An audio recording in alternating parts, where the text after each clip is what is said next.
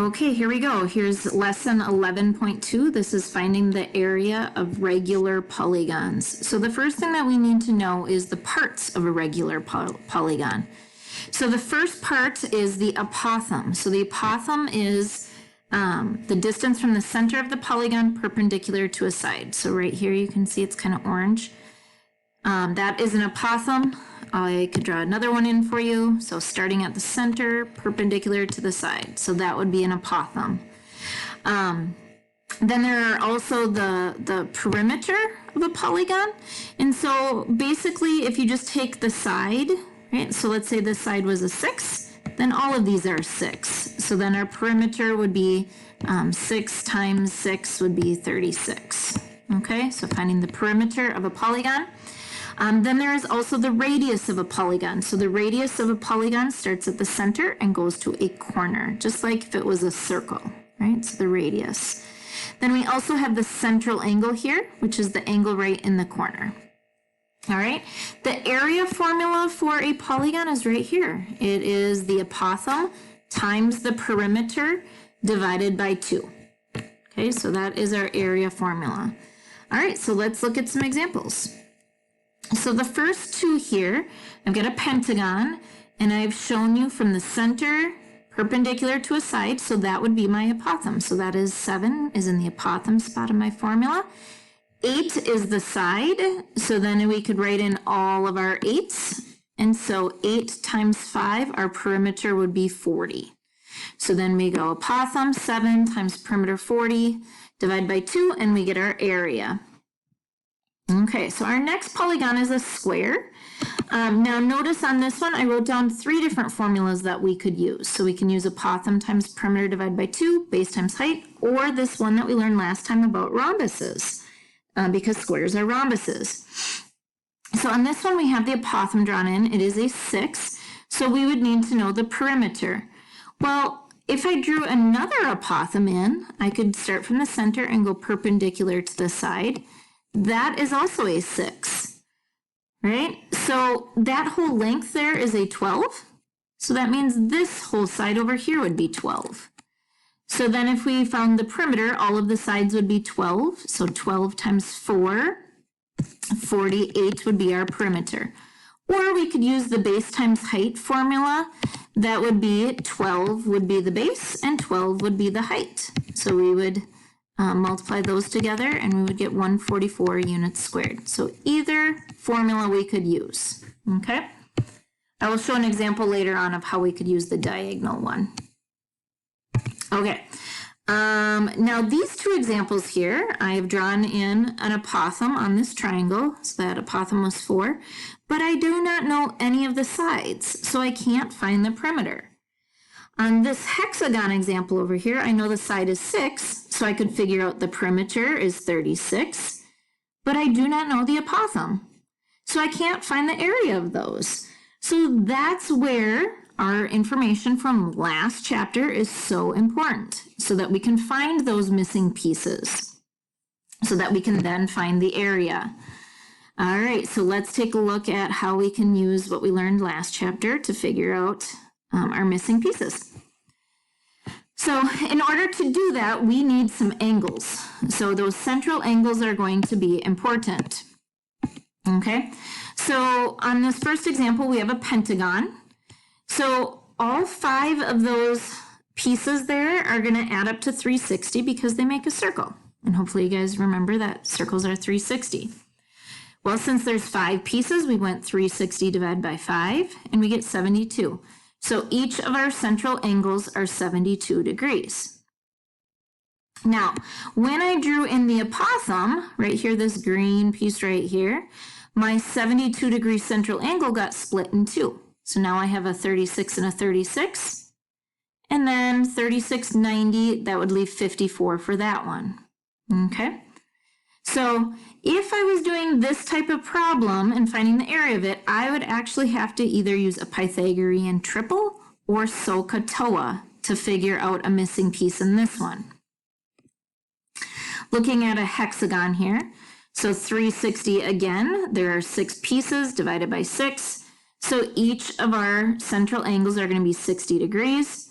when I draw in my apothem right there, the apothem splits the central angle, so now I have 30 and 30. And then if that's 30, that's 90, then this corner is 60. Well, this now is a 30, 60, 90 triangle. This is what we learned about last chapter. So across from the 30, so this little side here would be the small side. Across from the 60, so our apothem is going to be the medium. And across from the 90 is going to be our hypotenuse, or the large side. All right, and then we will use the ratios that we learned last chapter to figure out missing pieces in the hexagon. All right, on our triangle here, so again, 360, there are 3 pieces, so each central angle was 120. When I drew in the apothem right there, the 120 got split into 2 60s. And then if that's 60, that's 90, this is 30. So again, we have a 30, 60, 90 triangle. The only thing that is different is now on this type of problem, across from the 30, the apothem is now your small piece. Across from the 60, that is your medium piece. And across from the 90 is this is still your large. So the radius of our triangle, or the radius of our hexagon there, those are going to be the large sides, the hypotenuse. All right, so let's look at some examples. So on this square, I know the radius it's telling me. So the radius is 7. So I'm going to go ahead and I'm going to draw in the radius. So the radius goes from the center to a corner. So that would be a 7. So I do not know the apothem and I do not know the side. So I'm not going to use that first formula. I don't know one of the sides, so I'm not going to use base and height. But remembering from last section, we knew that rhombuses were diagonal times diagonal divided by 2. So if this radius is 7, I could draw in this radius. That would also be 7. I could draw in this radius. This would be 7. And this radius would be 7. So now I know the lengths of the diagonals. The diagonals would be 14 and 14, right? 7 plus 7 is 14. 7 plus 7 is 14. And then I can find my area right here. Okay, so you'll have an example like that on your homework. You'll also have an example like this on your homework, where again, you're just finding the missing angles. So we always know that there's 360 in a circle. On this one, there is 6 pieces because it's a hexagon. So each of the central angles are 60. So angle 7 would be 60. Now, angle 8 is that central angle split in half. So this would be 30. This would be 30. And then 30, 90. So angle 9 would also be 60 degrees. Okay, so you'll have one like that. I believe on the homework, it was an octagon. So it'll be 360 divided by 8. And then your angles are going to actually end up being decimals. 2 of the 3 answers. All right, so let's try some triangle examples here. So you'll have one of these on your homework. We know the radius is 12, it is saying. So I'm going to put a 12 in my radius spot. So from the center to a corner, that is my radius, and that is going to be a 12. Whoops. All right, 12. So the large side here is going to be a 12. Right? So if the large is 12, remember the relationship between the small and the large is that it's half. So that means then 6 would be over here in the small spot. So the small is going to be our apothem. So I can put that in my apothem spot there. And then the medium and the small, remembering, are the same things. So I could also write a 6 down here, except the medium has the square root 3 on it. Okay, now if that's 6 square root 3, so is this one. So the entire side here would be 12 square root 3, because you just add them together. 6 square root 3 plus 6 square root 3 would make 12 square root 3. And then that means that this side would be 12 square root 3, this side would be 12 square root 3, and then the perimeter then, 12 square root 3 plus 12 square root 3 plus 12 square root 3, the perimeter would be 36 square root 3. Okay? So now typing that in on our calculator, okay, so we're going to go 6 times 36 equals, and then divide by 2. So an answer is 108. I did not type in that square root 3, so I'm going to just attach that at the end there. Okay. Now there is another way that we could do this. We could actually type in all of it. So 6 times 36, and then put the square root 3 there, and then equals, and then divide that by 2. Okay, so some of the questions are multiple choice. Some of the questions say round to the nearest 10th. So if it was multiple choice, your 108 square root 3 would be your answer. If it was round to the nearest 10th, our answer would be 187.1. So it just depends on what type of question it is. Okay. All right, so next example, one more triangle example here. On this one, we know the apothem is 4, so I could go ahead and write in the 4 in the apothem spot up here. So all I'm looking for now is the perimeter. So I would need to know the side of my triangle.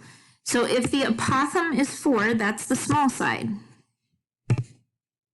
So 4 is the small side. So I want to know this bottom side down here. So that would mean it is also 4, but it gets a square root 3 on it. Okay. And if that's 4 square root 3, so is this side. Therefore, the entire side there would be 8 square root 3. And this side then would be 8 square root 3 and 8 square root 3 for a total of 24 square root 3. Okay. And then typing that in on our calculator, again, we get, you could either get a decimal answer or a square root answer. So 48 square root 3 or 83.1. All right, I did do another example here, but I'm not going to go over it. It will be in your notes. All right, hexagons. So you might have some easy ones where, again, like on this problem, it says we know the apothem. So I plugged that into my formula right here. I knew a side was 7.2. So then I was able to figure out the perimeter was 43.2. And then just type it in. So some are just as easy as that. Now on this example, I know that I have a hexagon. So I'm using this one. I knew the apothem was 4 square root 3. So that was the medium side. Well, if the medium side is 4 square root 3, then the small side would just be a 4. All right. And it's not letting me write it in there. Come on. Here, I'll make an arrow. 4. There we go. And if that one's 4, then this one is 4. So then the whole side there would be an 8, 8, 8, 8, 8. So 8 times 6 would give us a total perimeter then of 48. So I knew the apothem. All I had left to find was the perimeter. And I found that by using my 30, 60, 90 triangles. So typing this in then on my calculator, we get, again, 2 different answers depending on what the question is asking. If they want it in square root 3, then it'd be this. If this is round to the nearest 10th, it would be this. Okay. All right. Next example here, I knew the side of my triangle was 14, so I was able to figure out the perimeter is 84, so I filled that in.